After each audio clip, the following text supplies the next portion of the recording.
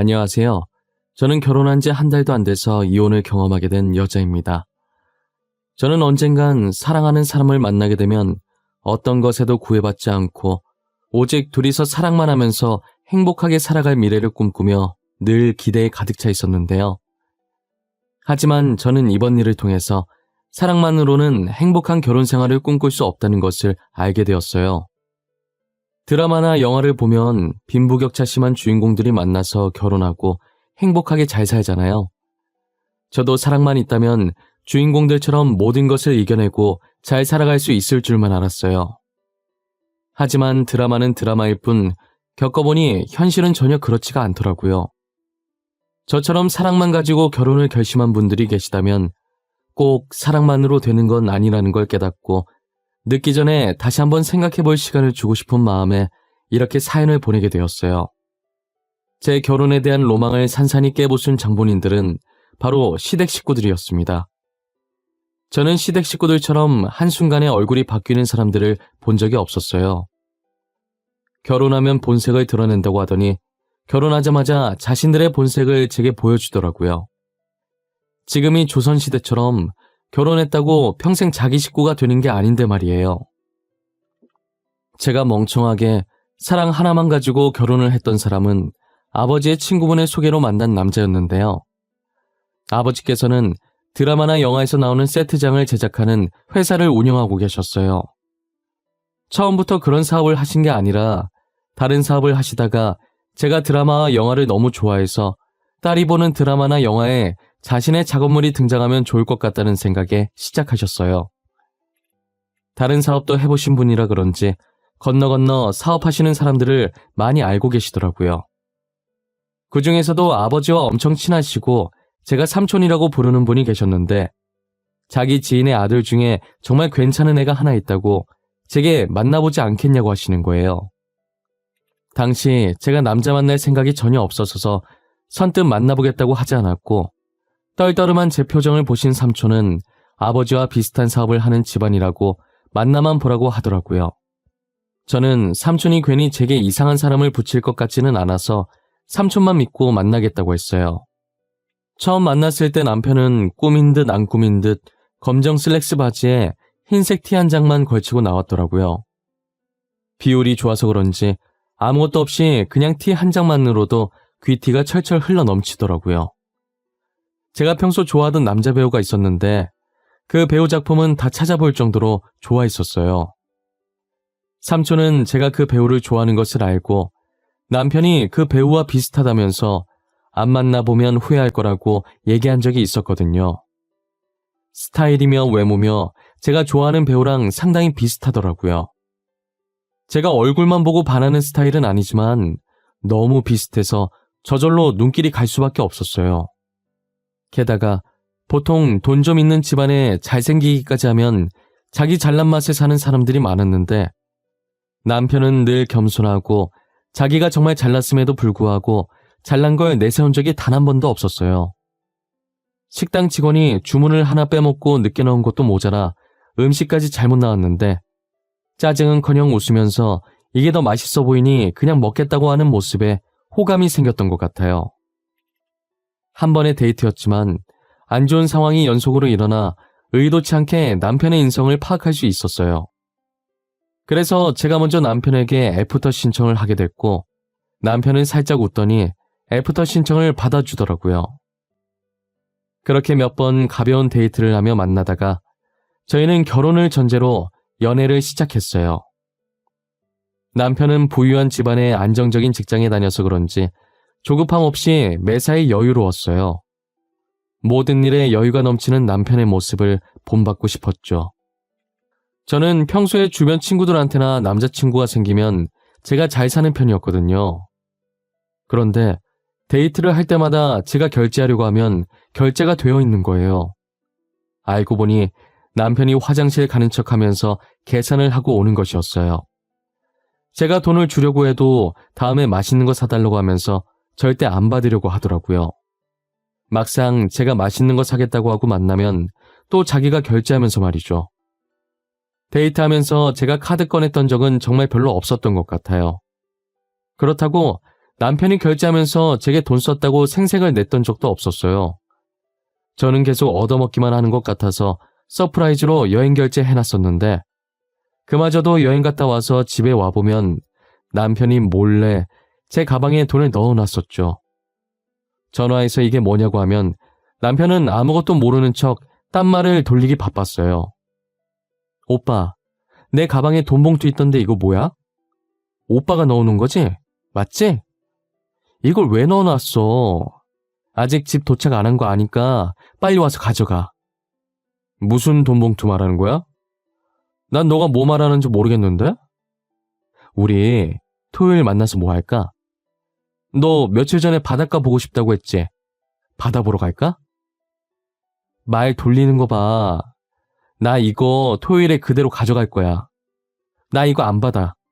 오빠가 매번 이러면 내가 뭐가 돼? 뭐가 되긴. 나 아무것도 안 했는데? 너가 돈 빼놓고 잊은 거 아니야? 나 진짜 넣은 적 없다. 그거 진짜 내 돈 아니야. 그래? 나 그럼 이 돈 버릴게. 내 돈도 아니고 오빠 돈도 아닌데 내가 왜 가지고 있어? 가지고 있을 필요 없잖아. 버리는 것 말고는 방법이 없네. 아, 자기야. 아이, 미안해. 그거 내가 넣은 거야. 내가 넣은 거 맞아. 그러니까 버리지 마. 너 이번에 여행하면서 돈 많이 쓴 것 같길래 그래서 그랬어. 너무 화내지 마.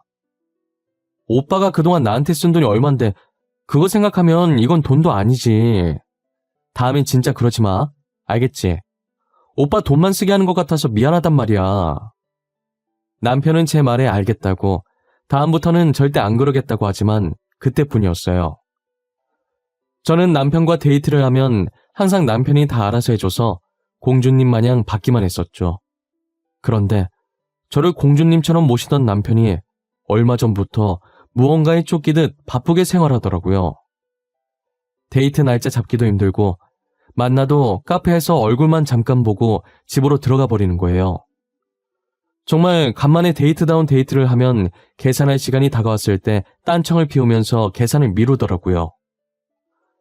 저는 커플 사이에 누가 계산하든 상관없었고 그동안 얻어먹은 것도 많아서 제가 계산하고 신경을 안 썼어요. 매일같이 남편과 데이트하던 제가 친구와의 만남이 더 많아지자 친구가 묻더라고요. 요즘 왜 이렇게 자기를 자주 만나냐고. 혹시 남편과 헤어진 거냐고요. 뭐냐? 너 요즘 왜 이렇게 나를 자주 만나줘? 남자친구 생기면 연락도 잘 안 하면서. 너 설마 남자친구랑 헤어진 거야? 아니지? 카카오톡 프로필은 커플 사진 그대로던데? 야, 그런 거 아니야. 그냥 오빠가 요즘 바쁜가 봐. 도통 얼굴 볼 시간이 없네. 뭔 놈의 일이 그렇게 바쁜지. 내가 고생하지 말고 아버님 밑으로 들어가라고 했는데도 그건 곧 죽어도 싫대. 그래? 그 오빠도 참 미련하시네. 나였으면 그냥 편하게 살았을 것 같은데. 야, 나 갑자기 안 좋은 촉이 왔는데. 아니다. 왜 뭔데? 사람 궁금하게 하고 말 안 해주기 있냐? 빨리 말해봐. 무슨 촉이 왔는데. 내가 알아서 걸러 들을 테니까 말해봐. 아니, 진짜 심각하게 듣지는 말고 그냥 내 느낌이 그렇다는 거니까 걸러서 들어. 알겠지? 혹시 너네 오빠 데이트 날짜 잡으려고 하면 피하고 연락도 잘 안 되고 너한테 돈도 잘 안 쓰셔? 야, 어떻게 알았어? 데이트 날짜는 뭐 내가 너 만나는 횟수 보면 알 거고 원래 연락 잘 됐었거든? 요즘 진짜 안 돼. 뭐 하는지 모르겠는데 몇 시간 걸로 한 번씩 와. 돈도 안 쓰는 것 같기도 하고. 진짜? 이거 꽤 심각하네. 전에 내가 남자친구랑 어떻게 헤어졌는지 알지? 그놈 바람 피웠었잖아. 그놈이 딱 이랬어. 맨날 데이트 피하고 연락 안 되고 돈도 나한테 안 쓰고 걔한테 썼었지. 에이, 그건 아니야. 우리 오빠 여자인 친구도 없어. 남중 남고 출신이라 회사에서도 다 남자 직원들밖에 없었어. 혹시나 남녀 문제 생길까봐 사장님이 남자만 뽑았다더라. 저는 당신 친구의 말을 귀담아 듣지 않았었어요. 하지만 남편은 제가 결혼하자는 말에도 계속 대답을 피하고 다음으로 미루더라고요. 그러면서 친구의 말대로 정말 남편에게 다른 여자가 있는 게 아닌가 하는 의심이 들기 시작했죠. 그게 아니라면 갑자기 저를 이렇게까지 피할 이유가 없을 것이라고 생각했거든요. 그렇게 혼자서 단정 짓고 나니 남편에게 정이 떨어지는 거예요. 헤어질까 말까 고민하고 있을 때 남편이 술에 취해서 저한테 전화했더라고요. 저는 술 취했으면 그냥 집에 가서 자라고 했는데 제게 꼭 할 말이 있다는 거예요. 제가 술 깨고 제정신일 때 말하라고 하자 제정신일 땐 못하겠어서 술 기운 빌어서 하는 거라고 말할지 말지 고민 정말 많이 했으니까 지금 이렇게 마음먹었을 때 제발 나와달라고 하더라고요. 목소리도 평소답지 않게 기운이 없어 보여서 남편이 기다리고 있겠다고 한 공원에 나갔어요. 남편은 술에 많이 취했는지 앉아있는데도 고개를 꾸벅거리며 휘청이더니 저를 보자마자 씩 웃더라고요. 자기 옆에 앉으라는 듯 손으로 옆자리를 두드리길래 한숨을 쉬고 남편이 두드린 자리에 앉았어요. 그러더니 작은 목소리로 주저리 이야기를 하기 시작하더라고요. 시영아, 나 너랑 헤어지기 싫어. 요즘 너 눈 보면 나한테 헤어지자고 할 것 같아. 있잖아, 사실 그동안 말 못했는데 우리 집 사정이 많이 안 좋아. 부모님 회사가 많이 힘들어. 그게 무슨 소리야? 아버님 회사가 힘들다니. 나 삼촌한테 그런 말 들은 거 없는데? 얼마나 어떻게 힘든 건데 이렇게 심각한 일을 왜 혼자 앓고 있었어? 내가 지금껏 모았던 돈으로 어찌저찌 버티고 있었는데 턱없이 부족하네? 아마 아저씨도 모를 거야. 주변 사람들한테 피해주기 싫어서 말 안 했어. 혼자서 얼마나 힘들었어. 나한테 말 좀 해주지. 나는 그것도 모르고 오빠가 다른 여자 생긴 거 아닌가, 나한테 질린 게 아닌가 이런 생각만 했는데 너한테 떳떳한 남자가 되고 싶었는데 이런 모습 보이기 싫었는데 그래서 너가 결혼 얘기했을 때도 피했고 데이트하자고 했을 때도 피했어. 돈이 없어서. 나 오빠 여자친구야. 힘들 때 기대라고 있는 사람 아니야? 왜 혼자 그러고 있었어? 내가 얼마 되진 않지만 그래도 모아둔 돈이 있거든? 그거라도 보태줄게. 아니야, 네가 왜 그래. 나 그러라고 말한 거 아니야. 헤어지는 게 무서워서 말하는 거야. 이런 상황인데도 나를 기다려줄 수 있냐고 물어보고 싶어서. 저는 바람 피는 것만 아니면 된다고 언제든 기다려줄 수 있으니까 이상한 생각만 하지 말라고 했어요. 그리고 얼마 되진 않지만 조금이나마 보탬되고 싶어서 모았던 돈도 남편에게 줬어요. 남편은 고맙다고 너무 미안하다고 제 손을 붙잡고 울더라고요. 하지만 남편과 제 노력에도 불구하고 얼마 지나지 않아 남편 부모님 회사는 부도 처리가 됐어요. 한순간에 집과 돈을 잃은 시부모님은 당시 남편이 살고 있던 원룸에서 여동생까지 네 가족이 살게 됐죠. 남편은 부모님의 회사가 망하고 더 이상 제게 피해줄 수 없다며 이별을 통보했지만 저는 남편을 이대로 포기할 수 없었어요. 친정 아버지께도 이 상황을 말하고 앞으로 남편과 어떻게 하면 좋을지 조언을 구했어요.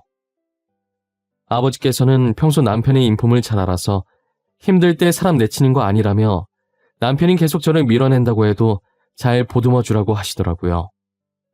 아버지의 말씀처럼 아무리 남편이 밀어내도 저는 남편 옆에 꼭 붙어 있었어요. 남편을 비롯해 시아버지, 시어머니, 그리고 신우까지 제가 다 챙겼었죠. 저는 끝까지 남편을 포기하지 않았고 제 바람대로 결혼까지 진행하게 됐어요. 아무래도 집안 차이가 나다 보니 신혼집과 혼수가 걱정이더라고요. 저희가 집을 해가고 시댁에서 혼수를 해주시기로 했지만 솔직히 혼수해주실 형편이 아니셨거든요. 그래서 결혼 비용과 혼수도 저희 쪽에서 처리하자고 친정 부모님께 말씀드렸었죠. 부모님도 사업하는 사람이라 부모님도 사업하는 사람이라 부도나면 얼마나 힘든지 알기 때문에 더 잘 사는 사람들이 도와주자며 제 말에 수긍하셨어요. 대신 저희 집에서 신혼집을 해가는 것이니 당연히 집 명의를 제 앞으로 하는 걸로 했어요. 이 소식을 시어머니께 말씀드리니 뭐가 불만인지 눈썹을 꿈틀거리시더라고요. 어머님, 왜 그러세요? 혹시 마음에 안 드는 거라도 있으세요? 혼수 때문이라면 정말 걱정 안 하셔도 돼요. 혼수도 저희 쪽에서 해갈 거예요. 그게 아니라 집 명의를 네 이름으로 한다고? 아니, 네 이름으로 하는 건 당연한데 우리 아들이랑 공동 명의로 하는 게 아니라 너 단독으로 한다 이 말이야? 네, 그게 왜요? 저희 아빠께서 해주시는 거니 당연한 거 아닌가요? 제 이름으로 하는 게 무슨 문제라도 있는 건가요? 그래도 같이 사는 사람인데 온전히 우리 아들 명의는 아니더라도 공동 명의로는 올려줄 줄 알았는데. 에이, 아니야, 됐어. 네 이름으로 하는 게 당연하지. 시어머니께서는 신혼집을 제 이름으로 한다는 것이 불만이라고 했지만 그래도 쉽게 꼬리를 내리시더라고요. 순간 시어머니께서 명의 때문에 불만을 말하실 때 제가 든 생각이 막장 드라마에서 보던 장면이 눈앞에서 펼쳐지는 건 아닐까 하는 것이었는데 다행히 그런 것 없이 잘 마무리했었어요. 그리고 남편이 시어머니를 닮았던 것인지 시어머니께서 남편 못지않게 저를 엄청 챙겨주시더라고요. 제 눈치도 상당히 많이 보셔서 오히려 제가 다 불편할 지경이었고요. 신혼집 때문에 살짝 삐그덕거릴 뻔하긴 했지만 심성은 좋은 분이라고 생각했어요. 친정 아버지께서 신혼집으로 40평짜리 아파트를 해주셨더라고요. 인근에 지하철역도 있고 편의시설도 많아서 집값이 어마무시했을 텐데 하나밖에 없는 딸이 결혼한다고 힘을 좀 주신 것 같았어요. 정리가 어느 정도 끝났다는 말에 신혼집을 방문했는데 입이 떡 벌어지더라고요. 세트장 일 하시는 분 아니랄까봐 드라마에서 보던 집 같은 느낌이 드는 거예요. 너무 신나서 방방 뛰고 싶었는데 제 옆에 저보다 더 신난 사람이 있더라고요. 시어머니께서는 집이 너무 이쁘다면서 가구 이것저것 만져보시더니 가전제품 몇 가지를 손가락으로 정확히 콕 집으면서 자기 집에도 있으면 좋겠다면서 은근히 티를 내시더라고요. 집안의 모든 물건을 다 헤집을 기세로 서랍도 있는 대로 다 열어 제끼셨어요. 보는 내내 조마조마했는데 시어머니께서는 결국 일을 내고 마셨죠. 주방 서랍에 있던 그릇을 꺼내보시다가 손이 미끄러져서 그릇들을 떨어뜨리셨는데 바로 밑에 있던 커피 머신으로 다 떨어진 거예요. 어머님, 안 다치셨어요? 괜찮으세요? 그러게 왜 남의 집을 그렇게 뒤지고 그러세요? 아이고, 커피 머신도 망가졌네. 이거 50만 원짜리인데. 너는 나보다 저딴 커피 머신이 중요하니? 50만 원? 얼마 하지도 않네. 결혼해서 다시 하나 사. 고장난 건 아닌 것 같구만 뭘 그렇게 호들갑이야. 엄마, 이건 엄마가 잘못한 거야. 그러게 남의 집을 왜 그렇게 들쑤시고 다녀. 그리고 50만 원이 애 이름도 아니고 우리 지금 재산 50만 원도 없잖아. 조용히 해. 자식놈들 키워봤자 아무 소용없다더니 결혼도 하기 전부터 지 마누라 편드네. 그래, 늙은이가 괜히 그릇 구경하겠다고 설쳐서 미안하다. 아주 돈 없는 게 죄지? 제가 뭐라고 했다고 서운하셨던 건지 남편 손을 뿌리치고 나가시더라고요. 늘 인자하던 시어머니께서 처음 화내시는 걸 보고 저도 많이 당황해서 어쩔 줄 몰라 했어요. 남편은 어차피 붙잡아봤자 화만 내신다고 시간 지나면 알아서 화 풀리시니까 그냥 집에 가게 가만히 놔두라고 해서 남편 말대로 했어요. 그 뒤로 저는 결혼식 때까지 시어머니 얼굴을 보지 못했어요. 저도 결혼 준비하느라 만나뵐 시간이 없기도 했고요. 그래도 결혼식 날 만난 시어머니 얼굴엔 웃음꽃이 가득 피셨더라고요. 저를 보고 반갑게 안아주시더니 못난 아들이랑 결혼해줘서 고맙다고 앞으로 잘 부탁한다고 하셨어요.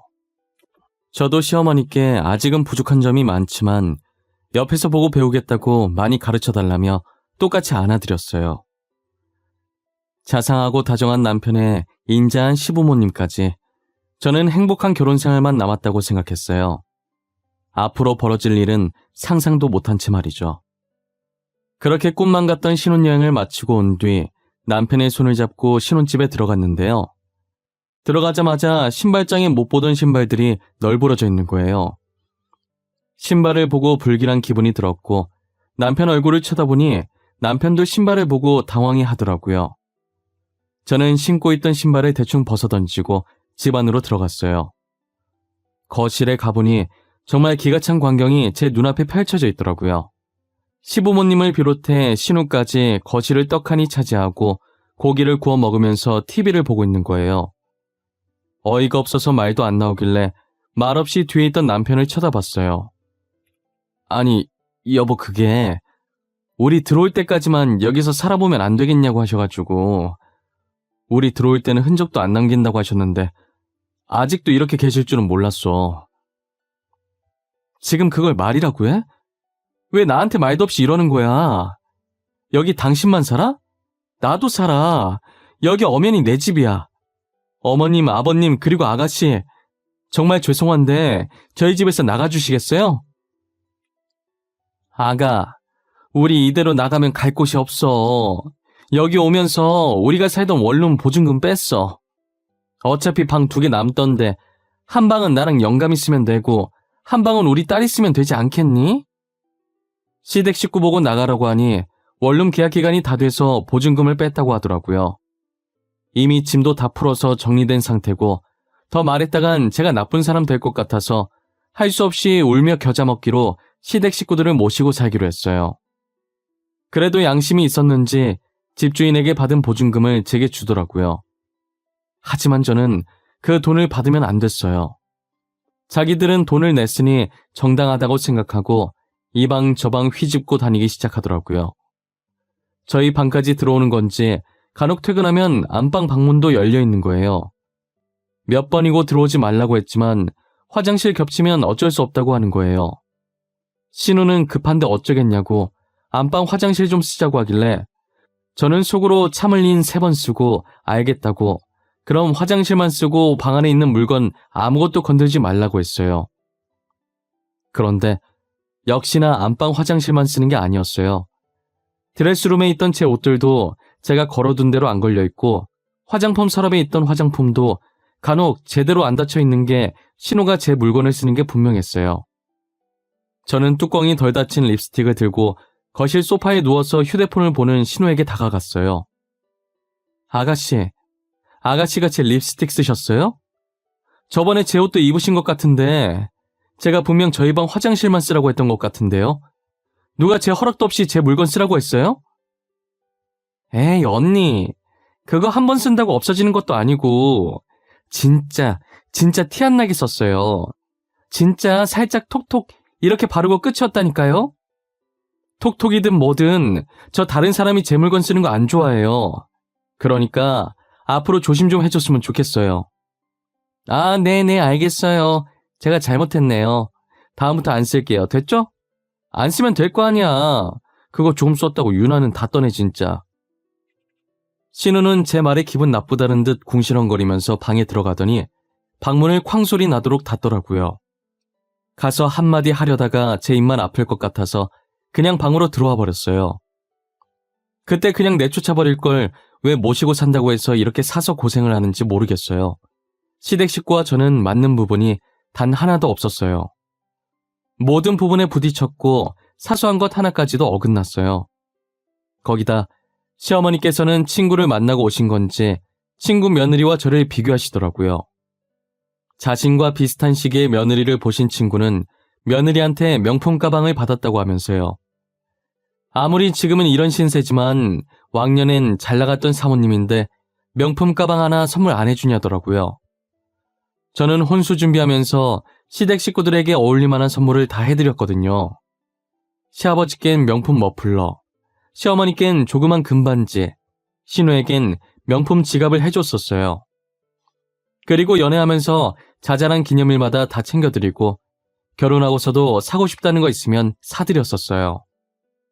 그동안 제가 선물했던 것들은 다 잊고서 당장 800만 원짜리 명품 가방을 사달라고 하시는 거예요. 방 안에서 그걸 들은 신우도 불이 나게 나와서는 시어머니 말에 거들더라고요. 시어머니 가방 사면서 자기 가방도 하나 사달라고 밖에 나갈 때 들고 다닐 게 없다고 하면서요. 800만 원이 누구 집 강아지 이름도 아니고 나오라고 하면 뚝딱 나오나요? 저는 당연히 안 된다고 했고 시어머니와 신우는 왜 안 되냐고 따지기 시작하는 거예요. 언니, 저희한테 그 정도도 못 해줘요? 우리가 많은 거 바라는 것도 아니고 가방 하나 사달라고 하는데 그게 그렇게 힘드냐고요. 다른 집 며느리는 특별한 날 아니라도 명품 선물 떡하니 해준다고 하던데 너네 집 돈 많지 않니? 죽을 때 다 짊어지고 갈 것도 아니면서 뭘 그렇게 아껴. 800만 원이 누구 이름이에요? 어머님 아가씨는 800만 원 가지고 계세요? 아니잖아요. 당장 800만 원도 없으신 분들이 왜 저한테 난리세요? 저도 800만 원 없어요. 그동안 우리가 네 눈치 보고 살아주니까 네가 뭐라도 되는 줄 아니? 결혼했으면 넌 이제 우리 집 사람이야. 이 말이 무슨 뜻인지 모르겠어? 시애미 말이 법이라고. 언니, 결혼 생활 행복하게 하고 싶으면 저희 말 들으셔야 할 거예요. 이게 저희 좋자고 이러는 거겠어요? 다 언니 위해서 이러는 거예요. 나를 위해서 그런다고요? 진짜 말 웃기게 하시네. 이게 어떻게 저를 위한 거예요? 다 두 분을 위한 거지. 여튼 저는 가방 사줄 마음 없으니까 그런 줄 아세요. 마음 같아선 싹 다 제 집에서 쫓아내고 싶었지만 남편을 봐서 참았어요. 제가 가방 못 사주겠다고 하자 시위라도 하듯 신우와 시모는 집안을 어질러 놓더라고요. 그래봤자 불편한 건 제가 아니라 하루 종일 집에 있는 본인들이었어요. 저는 회사 갔다 오면 집에 있는 시간이 정말 얼마 안 되거든요. 제가 눈 하나 깜빡 안 하자 결국 며칠 뒤에 자신들이 어질러 놓았던 것을 다 치워놨더라고요. 한동안은 아무 일 없었고 저를 보고도 아무 말 안 하길래 이렇게 잠잠해지나 했어요. 제 직업이 액세서리 디자이너라 제 방에 금으로 만들어졌거나 보석이 박힌 목걸이, 귀걸이들이 많았거든요. 너무 많아서 티는 안 나는데 기분 탓인지 하나씩 사라지는 기분이 드는 거예요. 제가 신우를 의심하려고 그런 게 아니라 최근에 가방을 하나 샀길래 설마 하는 마음으로 조그만 카메라를 화장대 물건들 사이에 숨겨놨어요. 아니나 다를까 신우가 제 방에 와서 목걸이, 귀걸이를 하나씩 가져가서 팔았더라고요. 시어머니도 한통속이었는지 거실에서 신우랑 까르륵거리면서 제 목걸이랑 귀걸이를 팔러 나갔어요. 이건 진짜 선 넘었다고 생각해서 거실에 다 같이 모여있을 때 이혼 서류를 들고 남편 앞에 던졌어요. 남편은 합의이혼이라는 글자를 보더니 멍하니 저를 쳐다보는 거예요. 저는 아무 말 하지 않고 신우가 제 목걸이를 훔치던 순간이 담긴 영상을 틀었어요. 당장 이혼 서류에 도장 찍지 않으면 이 영상을 들고 경찰서로 달려갈 거라고 했죠. 신우와 시어머니는 영상을 보더니 굳어서 먹고 있던 사과를 떨어뜨리더라고요. 남편은 믿기지 않는다는 눈으로 신우와 시어머니를 쳐다봤고 두 사람은 몸을 떨기 시작했어요. 그저 돈에 눈이 멀어서 이렇게 들키게 될 거라는 생각을 하지 않았나 봐요. 뭐해? 얼른 도장 찍어. 내일 날 박는 대로 이혼 서류 제출할 거니까. 이혼 소송 안 하고 합의 이혼으로 깔끔하게 끝내주는 걸 감사하다 생각해. 여보, 한 번만 봐주면 안 될까? 어? 다시는 이런 짓 못하게 할게. 제발 한 번만 봐줘. 내가 이렇게 대신 사과할게.